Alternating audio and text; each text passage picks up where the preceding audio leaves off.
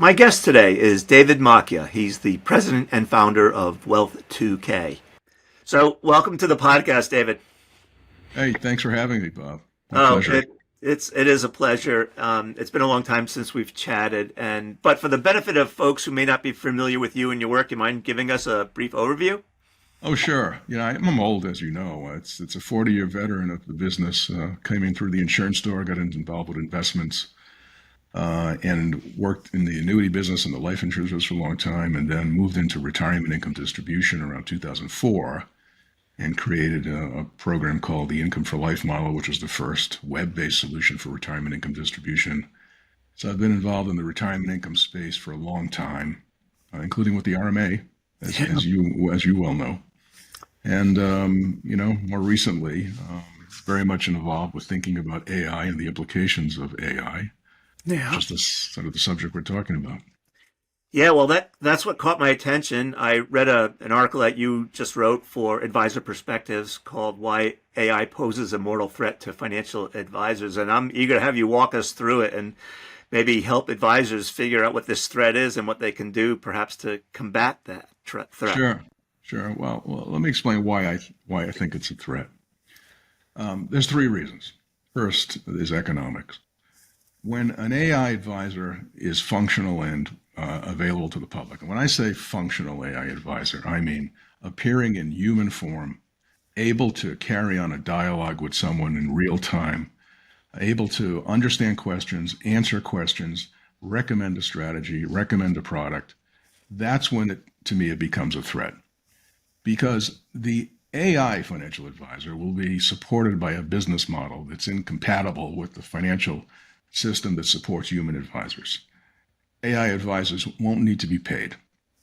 So the individuals who will be behind these businesses will be able to extend products and services at an economic level that human advisors typically could not even think about equaling.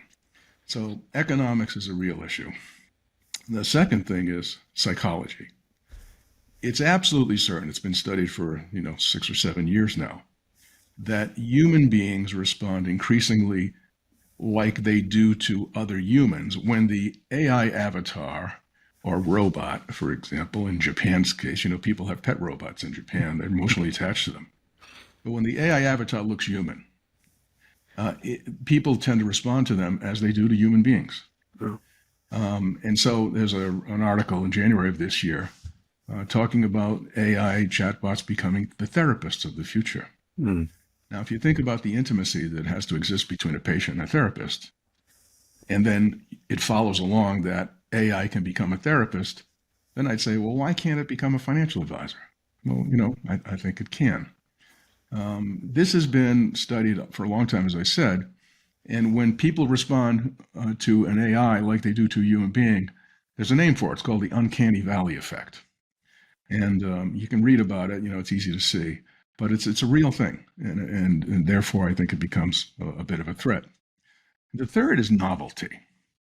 The experiences that can be created in the future around AI advisors will be intriguing to people, I believe. It will be interesting. The AI advisor will have infinite patience. The AI advisor will listen. I've written a lot and worked a lot on the challenges of men dealing with boomer women.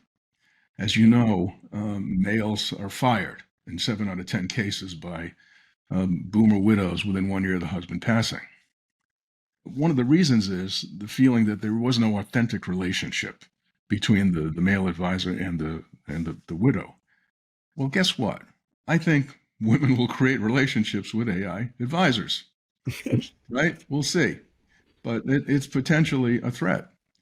So these things, I think, they accumulate to a lot. And we can talk about why advisors, I think, will be competent as well.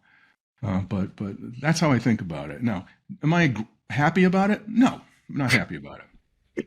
And I think it needs a defense. And I think the defense can be created. I don't see human advisors losing the prominence. Maybe some will, but most of them won't, if they're able to match the novelty. And if their UX, their user experience, is able to stand up against what the AI is creating.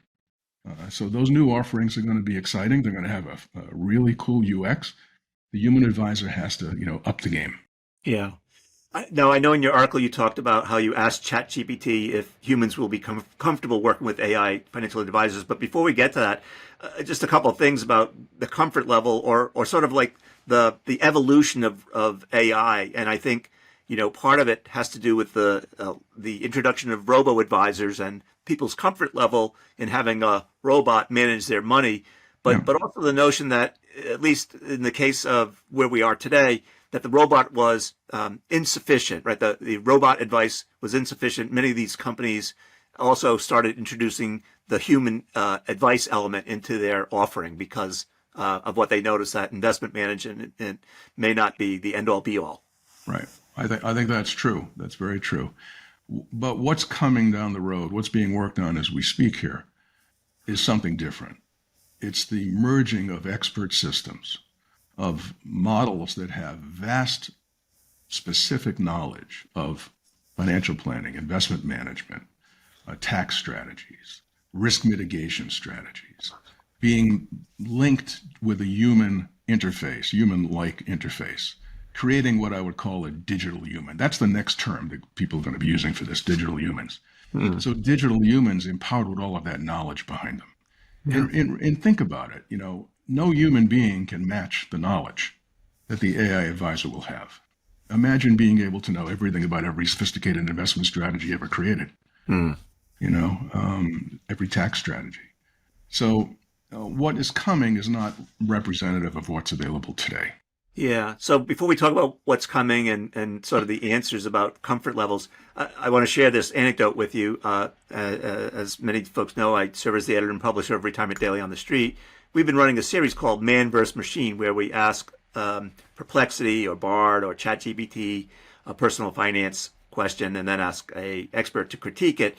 Yep. And what we have found is that some of the answers, that in every answer, some of it's correct, some of it's dead wrong, and then there are some significant, serious material admissions. And so today, my thought is I would never trust AI with any personal finance question, given the sort of the uncertainty of what you'll be getting, and also given the possibility, at least in the case of ChatGPT, that there's a date cutoff to its knowledge base, right? It doesn't know, for instance, that Secure Act 2.0 has been passed or what the marital estate deductions are currently, et cetera, et cetera. Yeah. Well, I think you're exactly right. I agree with you completely that it's very limited and it's very insufficient and it shouldn't win your confidence, right? But what's coming is not that. What's coming is, if you can imagine the smartest experts, the people with the highest level of knowledge, the people who would be checking today and pointing out that ChatGPT is incorrect, that same level of knowledge transferring into an avatar and being able to come to the consumer with that expertise. Yeah. That's where it gets a little dicey and a little scary, I think. Yeah. So what's interesting, David, as I'm listening to you talk is, at least from my perspective, there are no best practices in the financial profession per se, right? What you get may differ from insurance agent to financial advisor to banker to someone else. And all of these folks are regulated perhaps by different entities. They have different business models. They have different compensation models. They have different motives and agendas. How do we make the digital, what'd you call it? The digital human of the future be sort of, I guess, be able to disseminate best practices? Well, it's going to understand a whole bunch of best practices. It's going to have a massive amount of volume of knowledge. Now, I think there are a lot of things that are going to have to be worked out, including compliance, right? A lot of things that are going to have to be worked out. But there's going to be a big financial incentive behind these things. There people are going to want to do this. And, think about it. How many people in America never get a chance to meet with a financial advisor? Yeah. But everybody can meet with a digital human advisor. So there's going to be an opportunity perhaps for new businesses to emerge that are able to serve markets that have never been served by a human advisor. These are going to be new challenges. It's going to imply a lot of technical issues that have to be worked out, compliance issues and other regulatory issues. But I think no one should be complacent about this because Listen, even ChatGPT, with all its foibles and weaknesses, it's got an IQ of 155, right? It passed the bar exam. So, you know, what's the IQ going to be in 6 months? Yeah. Will it be 175? Will it be 200? Yeah. You know, this is an issue we're going to have to figure out, and it's going to make an incursion into financial planning, into insurance, into investment management. It is inevitable, in my view. Yeah. All right. So walk us through. You asked ChatGPT if humans will be comfortable working with AI financial advisors, and you showed its responses in the article. Maybe walk us through some of the high points. Well, I'll give you the bottom line. It thinks it's better than us. Hmm. You know, because it says it doesn't have the foibles, the emotional weaknesses, the prejudices that we have, but it has the perfect algorithm to be better than a human. Which I thought was kind of interesting that it would come back with that response. And so if you ask, and anybody who's listening to us can do this, will AI advisors be superior to human advisors? You'll get 10 reasons why ChatGPT thinks it'll be better. Yeah. You know, Mind you, it's been programmed by humans. yes, of course, that's right, and that's a whole other set of issues that we have to think about. But I'll read you one thing from the article. This was kind of the last part of this answer. Digital human financial advisors combine the best of both worlds, the efficiency of AI-driven algorithms and the empathy of human advisors. As people become accustomed to interacting with AI in various aspects of their life, acceptance of digital human advisors will grow. And I said to myself, how arrogant, you know? Empathy? Really? Right? Empathy, right? So it can be us, but we can't be it. Hmm.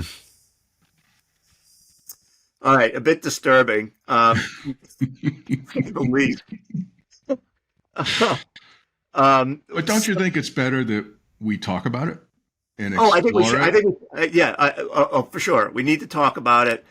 We need to understand the threat and the opportunity that exists because of Right, it. right. Um, and And we should talk a little bit about the defense and, and yeah, how to, yeah, let's talk I, about that. so Yeah. I worry about a couple of things. I worry about the fact that there'll be a true novelty to this. People will like going to talk with the AI advisor and be fascinated by it. So I think there's going to be a fascination competition. Human advisors are going to have to look better than they do on the web. The experience that they deliver on the web is going to have to be better. It should incorporate AI elements. It should have avatars.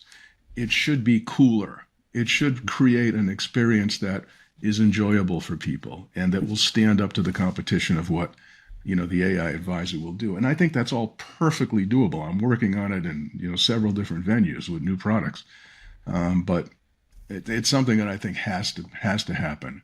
If you look at most advisors' presence online, it's not going to stand up to what needs to happen going forward. Yeah. I guess one question would be, does it need to, in the sense that the clients that they have may not leave because of AI? They may have trouble attracting new clients, but perhaps they won't lose clients because their online persona is not competitive. So this is interesting. I would think if an advisor is doing a good job and making his clients satisfied, then he or she is not going to be losing many clients to this. Now, let's imagine that there is an intriguing, attractive AI alternative. And someone says, "Did you try that, John?" And John has a human advisor. And then John gets over there and tries it and realizes that there's things there that the human advisor has never been able to, address or can't match the value proposition. I think that there'll be some leakage into that. I also think that advisors who just reflectively reject AI, who say, "I'm not changing at all," stand to lose clients more Yeah. than advisors who recognize that they have to, change the UX, the user experience. Yeah. So we talked about the threat. What is the opportunity here? So, well, I think the opportunity is to incorporate artificial intelligence to create a great experience that captures the imagination of prospective clients. We have a solution that we've built called AI Annuity Assistant. So what I'm working on is, 4 different variations of this. A platform for annuity producers, a platform for life insurance agents, a platform for financial planners, a platform for retirement income, and a 5th one for boomer women's retirement income. Mm-hmm. In creating experiences that incorporate avatars that create an entertainment value, kind of a surprise and intriguing value. So bringing new technology, new experiences for people to see that they haven't seen before, getting there before the AI advisor even emerges, probably in 1 year, will help human advisors attract new clients. Yeah. It's all about UX, user experience. To me, that's going to be everything going forward. Yeah. So when I talk to FAs, they talk about, I guess, AI in 2 ways. One is sort of the client experience. The other is, how do I use AI in my practice, whether it's for investment management, for marketing, for compliance, for operations, for compensation, right? I mean, do you see a world in which AI plays a role internally, not just externally? 100%. I think there'll be lots of investment around business process automation and improving, efficiency in a lot of areas. I think that's going to happen anyway, and I don't need to play in that game. My contribution here to advisors will be on what do they look like when somebody comes to meet them virtually. When somebody comes to their online presence, I want it to be impressive as heck. Yeah. So one of the things I think about, David, when I think about AI and sort of the future that you've described here, is Ted Williams got into the Hall of Fame batting 400, but I think AI will have to bat 1,000 in many ways to sort of really prove its worth. Is that fair to say? I wish I had a crystal ball. But I think the danger is that AI grows so smart. For example, for years, many years ago at the Retirement Income Industry Association, we had a speaker come named Ray Kurzweil. Who ended up being the chief of innovation or science at Google, as you know. Brilliant guy, famous guy. And Kurzweil was the first one to talk about melding his brain with the computer. Yeah. Right, which means AI. And I said to myself, really, that's sort of a strange concept. Guess what? I understand it now. Yeah. Because at 155 IQ, going to 175, 195, 210, 235, it becomes so smart that we can't keep up with it. Yeah. And so I would understand why a Kurzweil would want to, merge with AI, because how else can we be on the same playing field? Yeah. So that brings up another question, right? Every response you give sparks another question, which is, I think, I'm sorry. No, it's okay. For me, it's an occupational hazard. So what you've described to me is knowledge, but perhaps not wisdom. And where does AI get the wisdom? I don't know that it has any wisdom currently. It has a lot of knowledge. Right. Right. Can it get wisdom? Can it get the nuances of a human thought pattern? If it does, we'll never go back to the world we knew before. Yeah. And it may get there. It's interesting because you talk about these, I won't call it, wisdom is certainly a unique feature. Empathy too, and I'll go back to that here right now, which is this thought that I was talking to a client of an advisor who says to me, I know I'm not the advisor's biggest client, but I feel like I am when they talk to me. And that was a really interesting sort of remark, right? Because sure. I'm not sure an AI could ever replicate that, or maybe they can. Well, this gets into what may happen. We can't know, but AI can become so intelligent that I think it'll be possible in the future that it becomes like us, even in that regard. We'll see. Yeah. But the rate of its capacity to learn things. I mean, it can be somewhat creative right now. Yeah. You can ask it to do creative things. A chat GPT, for example, as you know.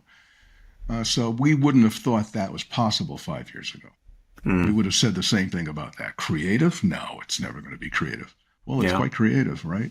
Yeah. So it may be quite empathetic in 5 years. Yeah. No, I think it might have been Perplexity, or I forget which one exactly, but it asked me about myself, and then it wrote me a story about me. Right. Right.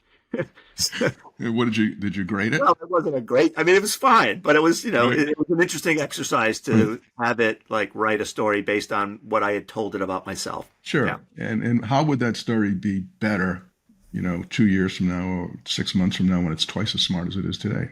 Yeah.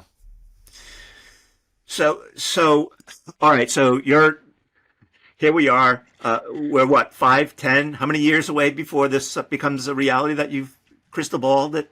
So the AI advisor capable of having a dialogue, appearing in human form, and answering questions, and offering up a first level plan or a strategy to a client or a prospect.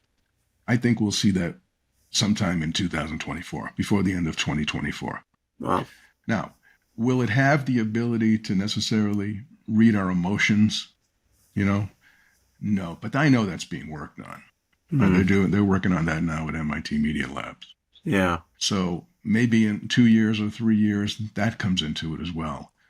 So there will be, like I said, a functional advisor, right?